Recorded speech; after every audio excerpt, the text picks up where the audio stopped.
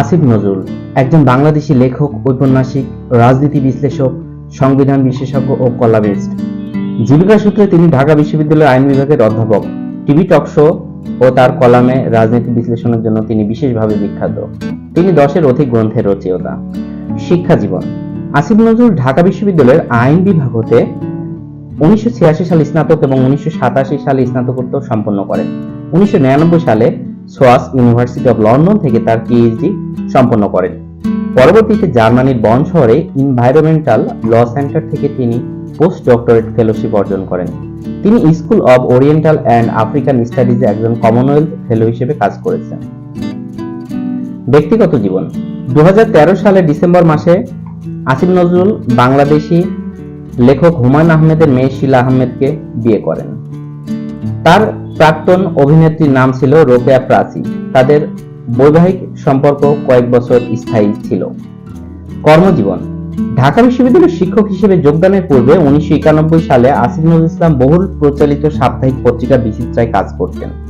তিনি কিছু সময় বাংলাদেশ সরকারের একজন সরকারি কর্মকর্তা, ম্যাজিস্ট্রেট হিসেবে কাজ করেছেন।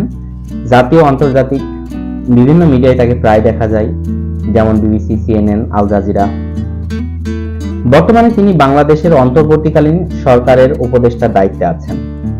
হুমকি ও মামলা: 2012 সালে আসিফ নজরুলকে তলব করা হয়েছিল হাইকোর্টে।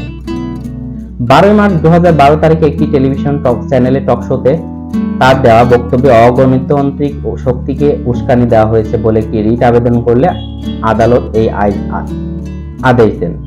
2013 সালে ঢাকা বিশ্ববিদ্যালয়ে তার অফিস কক্ষে কেরোসিন তেল দিয়ে জ্বালিয়ে দেওয়া হয়েছিল। আসিফ নজরুলকে 2013 সালের মে মাসে টেলিফোন করে হুমকি দেওয়া হয়েছিল। ধারণা করা হয় সরকারের সমালোচনা করার জন্য তাকে এই হুমকি দেওয়া হয়েছিল।